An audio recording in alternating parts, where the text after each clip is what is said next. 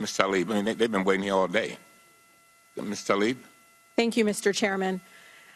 Thank you, all of you, for centering this committee on our sole purpose is exposing the truth.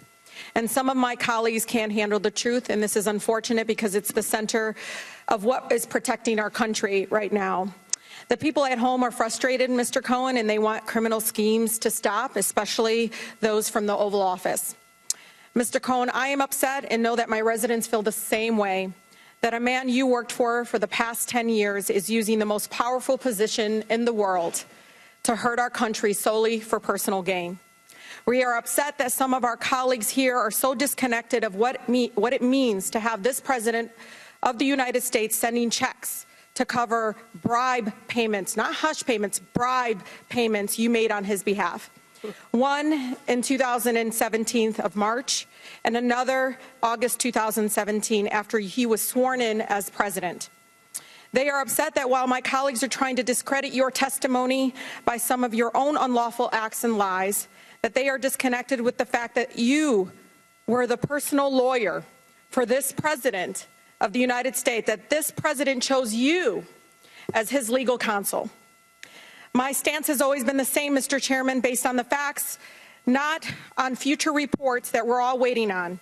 My residents back home don't need a collusion clause with a foreign government to know this president, individual one, has disregarded the law of the land, the United States Constitution, and that he has misused his pardon powers.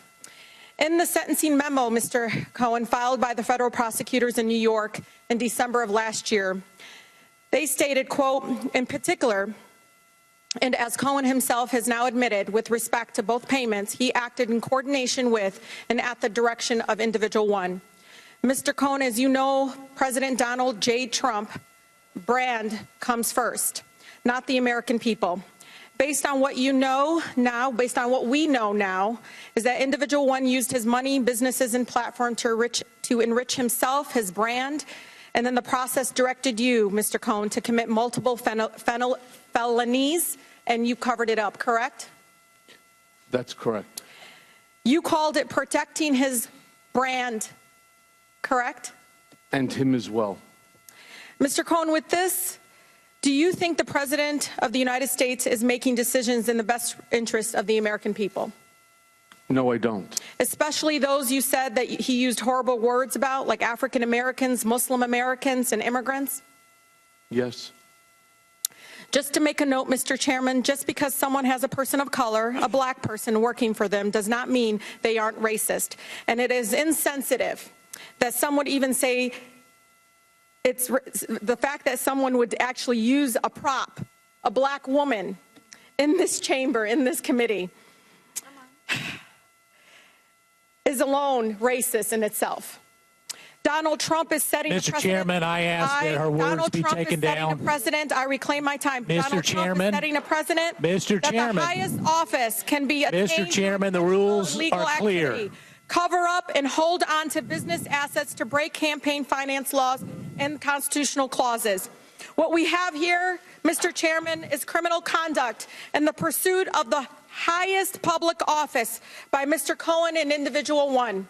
I hope that the gravity of this situation hits everyone in this body, the court report, and in Congress and across this country.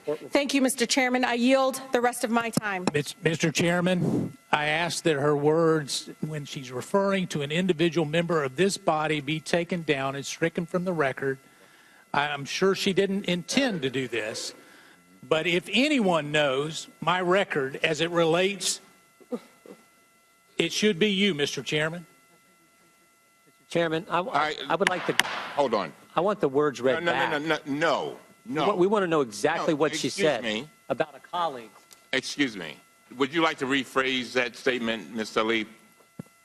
Thank you, Mr. Chairman. I can actually read it from here. Just to make a note, Mr. Chairman, that just because someone has a person of color, a black person working for them, does not mean they are racist. And it is insensitive that someone would even say racist, say it is racist in itself, and to use a black woman as a prop to prove it otherwise. And I can submit this for the record. if a colleague is thinking that that's what I'm saying, I'm just saying that's what I believe to have happened. And if, as a person of color in this committee, that's how I felt at that moment, and I wanted to express that. But I am not calling the gentleman, Mr. Meadows, a racist for doing so. I'm saying that in itself, it is a racist act. Well, I hope not, Mr. Chairman, because I need to be clear on this particular.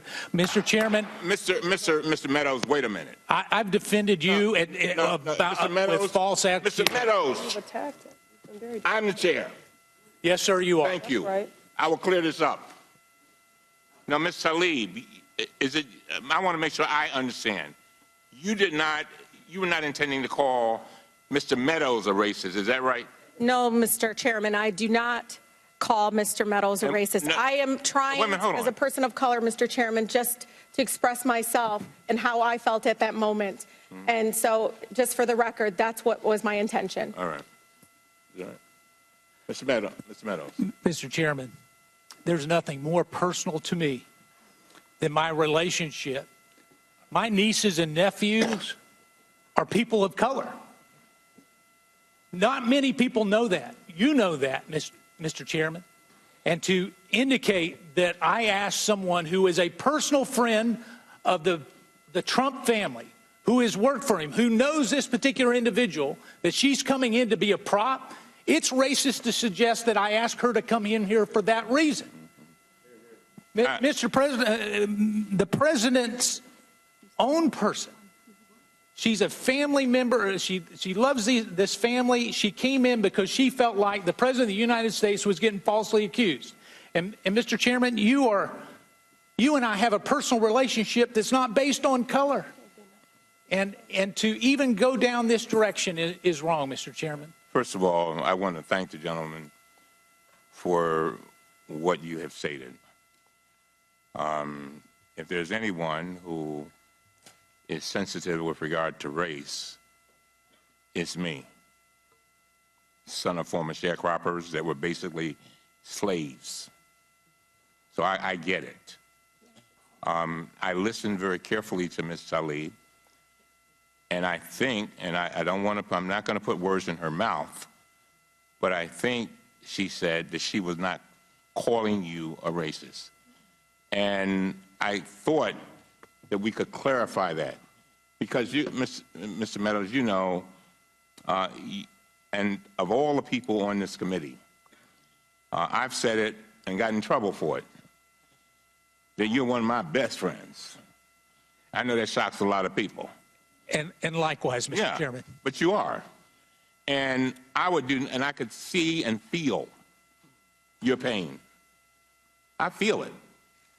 And so, and I don't think Ms. Tlaib intended to cause you that kind of pain and that kind of frustration. Did you have a statement, Ms. Tlaib? I'm going to yield to you. We can just straighten this up. Mr. Chairman, and to my colleague, Mr. Meadows, that was not my intention, and I do apologize if that's what it sounded like, but I said someone in general. And as everybody knows in this chamber, I'm pretty direct, so if I wanted to say that, I would have, but that's not what I said.